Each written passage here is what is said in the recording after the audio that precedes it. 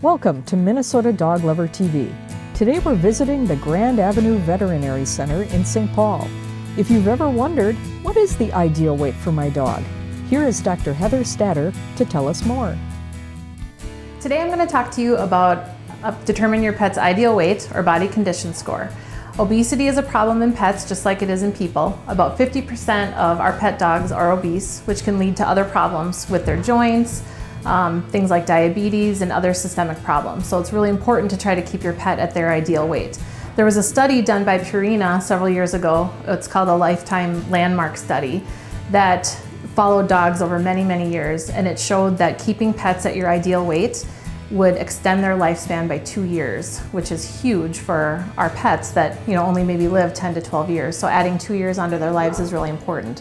So today I want to show you how you can assess that at home. It's really easy when you're here at the clinic. You can put your pet on the scale. We can tell you your pet weighs a certain number of pounds and if that's ideal or not, but that's not as easy to do at home. Not everyone has a scale, or you have a really big dog and it's hard to lift them onto the scale. So what I want to teach you is actually how to just, by looking at your pet and by touching them, you can determine if they are at an ideal weight or not. So before I show you actually on a real dog, I just want to show you a diagram. This is really what we look at here in the clinic. We use a number system here because it's easier for us to do that with our physical exams. But you don't really need to do that at home. You can just kind of know if your dog is too thin, at an ideal weight, or heavy. So a dog who's too thin, you can see this dog, and it's easy to show in a lab because they have short coats. But on a thin dog, you can see their ribs without touching them, their spine and their hips stick out. And they're very concave here in the middle at their waist. And then compare that to a really heavy dog. They're flat across, almost like an ottoman. They just have no shape, their waist is down, you can't see or feel their ribs. And an ideal dog, kind of just in between that, you can't see the ribs by looking, but when we can feel them almost like looking at the knuckles on your hand. Their waist goes in when you look from above, and then also the waist tucks up a little bit when you're looking at them from the side. So you can it's easy to tell the difference on a piece of paper like this. And so I just want to show you then how you do that on a real dog. Okay, so I'm going to show you here on Dottie, who's a little bit nervous, but she's a really good model.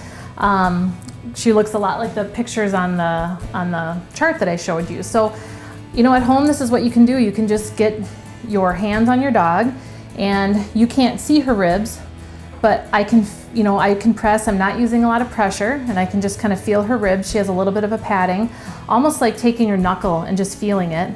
That you can kind of feel the bumps of the ribs with a little bit of padding over them. So that's what you want to feel.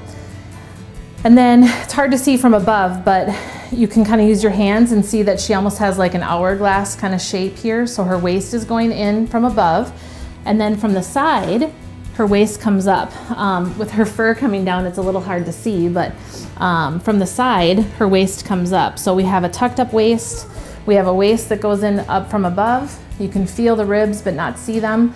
And her spine you can feel it if you press, with some pressure, but it's not sticking up. There's still good muscling over it. So to me, Dottie is really at an ideal weight.